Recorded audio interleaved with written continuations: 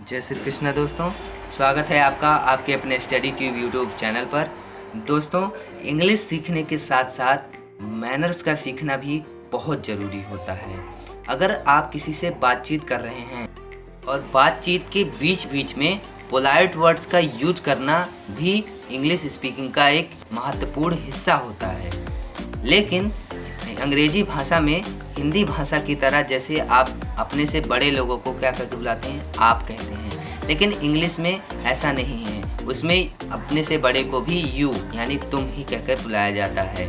और हिंदी में जैसे आप किसी के नाम के साथ जी लगाते हैं, लेकिन इंग्लिश में भी ऐसा रिवाज नहीं है। लेकिन हालांकि ऐसे शब्द इसमें नहीं है इंग्लिश में, जैसे जी या फिर आप, वे, लेकिन इसका मतलब ये नहीं है कि इंग्लिश में कि शिष्टाचार नहीं है। इंग्लिश में भी शिष्टाचार होता है, मैनर्स होते हैं। अगर आपको मैनर्स सीखना है और इंग्लिश को अच्छे से स्वाभाविक रूप से सीखना है तो आप आने वाले इन 6 बातों का अच्छे से ध्यान रखेंगे।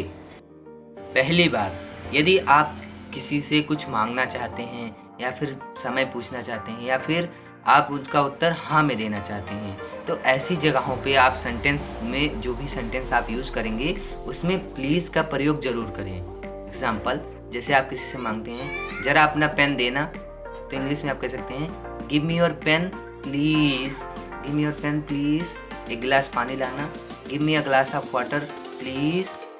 समय क्या हुआ, टाइम प्लीज़।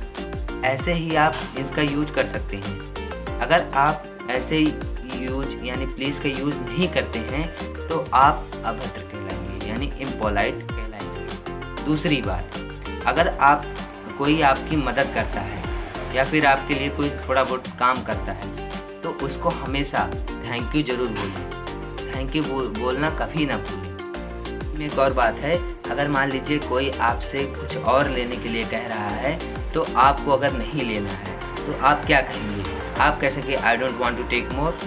नहीं, ऐसा नहीं कहेंगे। आप कहेंगे सिर्फ छोटा सा सेंटेंस, नो थैंक्स, नहीं धन्यवाद।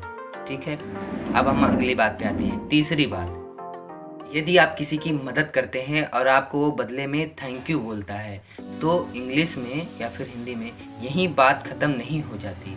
इसके लिए अगर आप कोई आपको थैंक यू बोले, आप वहीं पर आप चुप हो जाते हैं तो लोग आपको समझेंगे कि घमंडी है। ठीक है, तो अगर आपको चाहते हैं कैसा ना समझे तो आप जब कोई आपको थैंक यू बोले तो आप ये सेंटेंस ज़रूर बोलें, जैसे इट्स ऑल राइट, सब ठीक है, नो मेंशन, कोई बात नहीं। या फिर आप बोल सकते हैं इट्स माई प्लेजर या फिर और यूर वेलकम।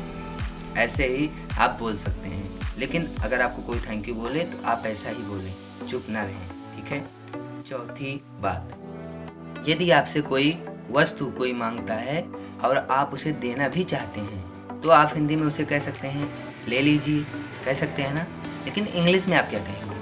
Take it? बिल्कुल नहीं, आप टेक इट नहीं कहेंगे क्योंकि इंग्लिश में शिष्टाचार नहीं माना जाएगा। इसके जगह पे आप कह सकते हैं यस यू आर वेलकम या फिर आप कह सकते हैं विथ ग्रेट प्लेजर। ओके। पांचवी बात, यदि आप किसी की सहायता करना चाहते हैं तो आप उससे क्या कहेंगे? आप उससे कहेंगे अलाउ मी या फिर आप कह सकते हैं may I help you, may I help you, क्या मैं आपकी मदद कर सकता हूँ। छठवीं बात में 2 बातें हैं। देखिए, अंग्रेजी में क्या है कि खेद प्रकट करने का रिवाज है, हमें खेद प्रकट करना होता है। हिंदी में भी हम खेद प्रकट करते हैं, जैसे क्षमा मांगते हैं। वैसे इंग्लिश में हम क्या करते हैं, मान लीजिए आपसे छोटी छोटी गलती हो जाती है तो आप तुरंत आपको तुरंत बोलना होगा सॉरी। क्या बोलना होगा? सॉरी। ठीक है। और एक वर्ड है एक्सक्यूज़ मी, इसका भी मतलब होता है क्षमा कीजिए। इसका प्रयोग कब करते हैं? मान लीजिए 2 लोग हैं और आपस में बात कर रहे हैं और इसमें से आपका एक दोस्त है। आपको क्या करना है कि उससे बात करनी है। अब वो 2 लोग बात कर रहे हैं तो आप उनसे अपनी ओर अटेंशन कैसे लेंगे? तो आप जाएंगे उनके पास और उनसे कहेंगे एक्सक्यूज़ मी, क्षमा कीजिए। तो फिर आप उसके बाद आप बातचीत शुरू कर सकते हैं। ठीक है, ये थे वो 6 पॉइंट जिनको आज हमने सीखे। इसके अलावा और भी मैनरफुल वर्ड्स हैं जिनको हम फिर कभी वीडियो में सीखेंगे।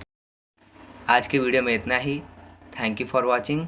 वीडियो अच्छा लगा हो तो लाइक कीजिए, कमेंट कीजिए और इस वीडियो को अपने दोस्तों में शेयर कीजिए। और ऐसे ही इंग्लिश से रिलेटेड और वीडियोस देखने के लिए हमारे चैनल स्टडी टिप को सब्सक्राइब कर लीजिए। Thank you so much.